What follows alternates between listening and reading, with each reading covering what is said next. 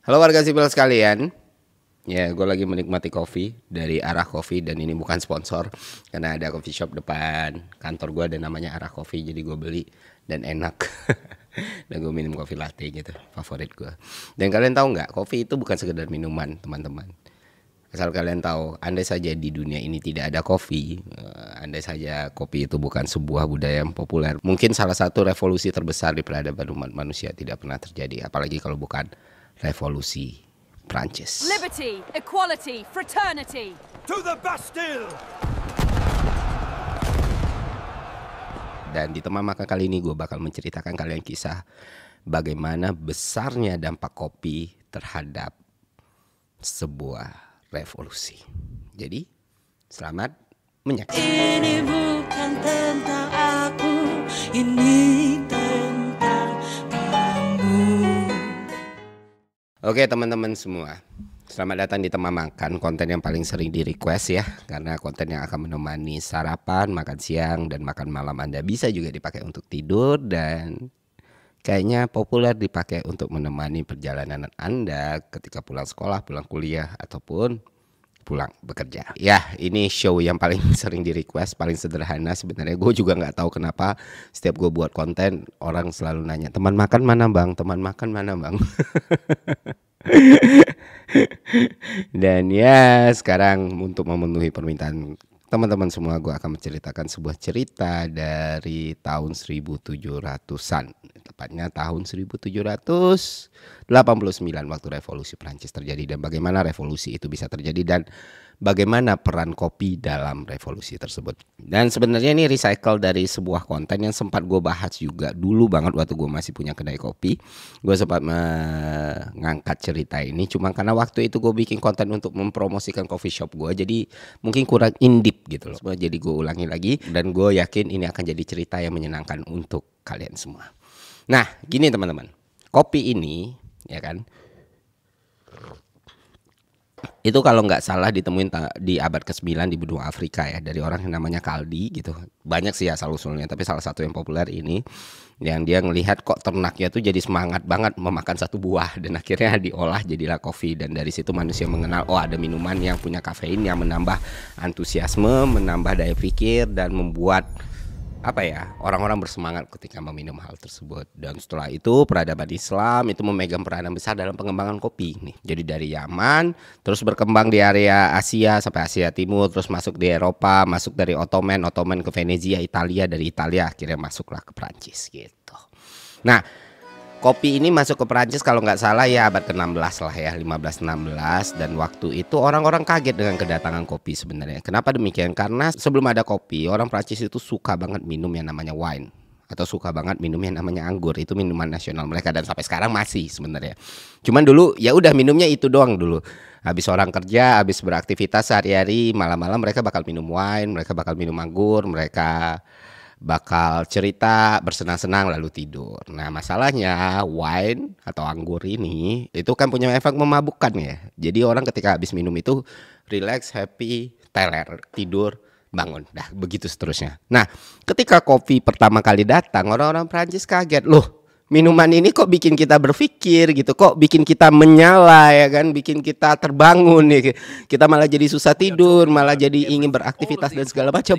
Dan ternyata orang-orang Prancis suka gitu. Akhirnya berdirilah coffee shop pertama di Prancis yang namanya Cafe Procop di Paris. Dibukanya tahun 1686 oleh Francesco Procopio del Cotelli. Itu orang Sisilia atau orang Italia yang membawa, yang ngebikin coffee shop pertama di Paris, dan sampai hari ini masih ada Pak. Jadi kalau lu ke Paris sekarang lu bisa datang tuh ke coffee shop pertama di Paris, dan itu benar-benar berdampak besar atas sejarah, bukan cuma sejarah Prancis tapi sejarah dunia secara keseluruhan. Karena dari coffee shop itulah akhirnya sebuah monarki besar bisa runtuh yang waktu itu dipimpin oleh Raja Louis ke-16.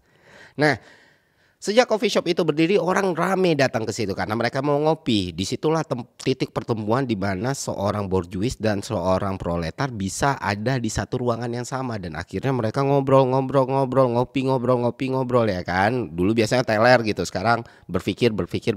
Nah, di antara semua orang tersebut adalah orang namanya Voltaire, adalah orang namanya Rousseau, adalah yang namanya Montesquieu, Paul Marat, dan beberapa tokoh revolusi yang lain. Mereka bertemu di situ dan mereka mulai membahas sesuatu sesuatu yang sifatnya urgent. Yang mana waktu itu Prancis dalam keadaan yang buruk sekali teman-teman, dipimpin oleh raja yang sangat tidak bertanggung jawab dan raja yang sangat sering menindas rakyatnya.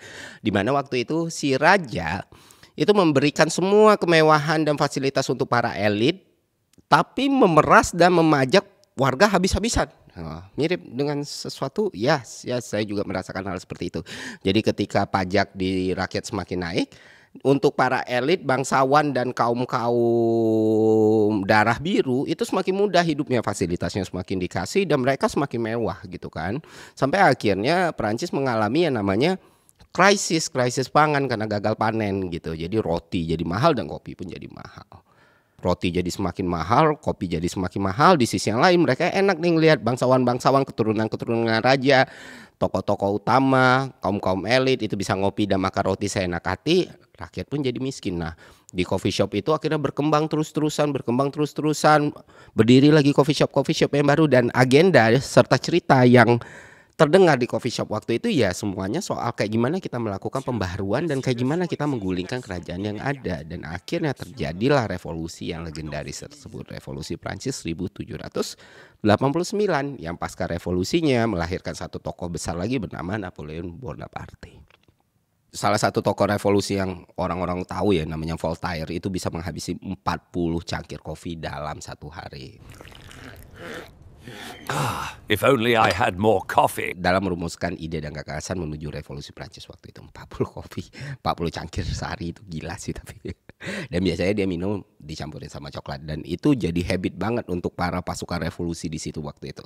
Dan semakin besar dan semuanya itu selalu dimulai dengan cerita kopi ini tadi.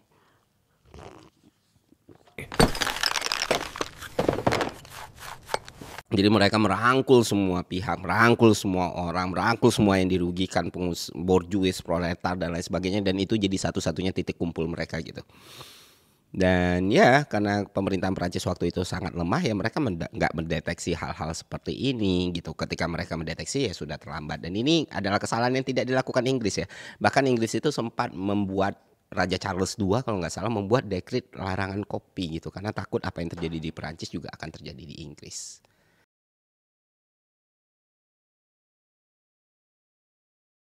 Nah, tentu karena ini teman makan, kita nggak akan ngebahas detail, kita nggak akan ngebahas berat-berat. Artinya apa teman-teman? Artinya kalau dari cerita tersebut kita simpulkan nih, kalau misalnya orang Prancis waktu itu tetap dengan anggurnya, ya kan, dengan barbar anggurnya, dengan tempat nongkrong anggurnya, mungkin besar kemungkinan ya pergerakan seperti ini atau momen kolektif seperti ini atau serikat-serikat seperti ini atau titik temu antara proletar dan borjuis ini tidak pernah terjadi. Orang Prancis lebih sibuk untuk kayak gimana menelerkan diri mereka sendiri waktu itu, ya kan? Tapi karena kopi mereka dipaksa berpikir, mereka nyala gitu kan, akhirnya mereka ketemu kok hidup kita gini-gini aja, ya kan? Pengusaha ngerasa mereka udah melakukan semuanya, tapi kok duit mereka sedikit dipajakin, rakyat semakin menderita. Ketemulah pengusaha sama rakyat, ayo kita melakukan sesuatu dan kita buat daerah ini menjadi republik gitu, tidak lagi dipimpin oleh monarki. Nah, melihat fenomena seperti itu, Inggris pun belajar. Makanya budaya kopi di Inggris nggak terlalu kuat teman-teman, digantikan sama budaya teh, karena Inggris melihat, oh bahaya ini kopi buat monarki kita ini, ya kan. Akhirnya mereka mulai bikin propaganda kalau kopi itu buruk, bikin pamflet kalau kopi itu nggak harusnya diminum dan lain sebagainya, bikin tuduhan-tuduhan tidak ilmiah dan berdasar. Di sisi yang lain mereka terus mengupayakan agar orang Inggris itu menaikkan budaya untuk meminum teh, untuk terbiasa meminum teh, dan akhirnya ada budaya teh di Inggris menggantikan kopi tersebut. Dan selain teh jadi hal yang populer banget di Inggris, ada satu lagi yang tetap bertahan di Inggris, apalagi kalau bukan monarkinya.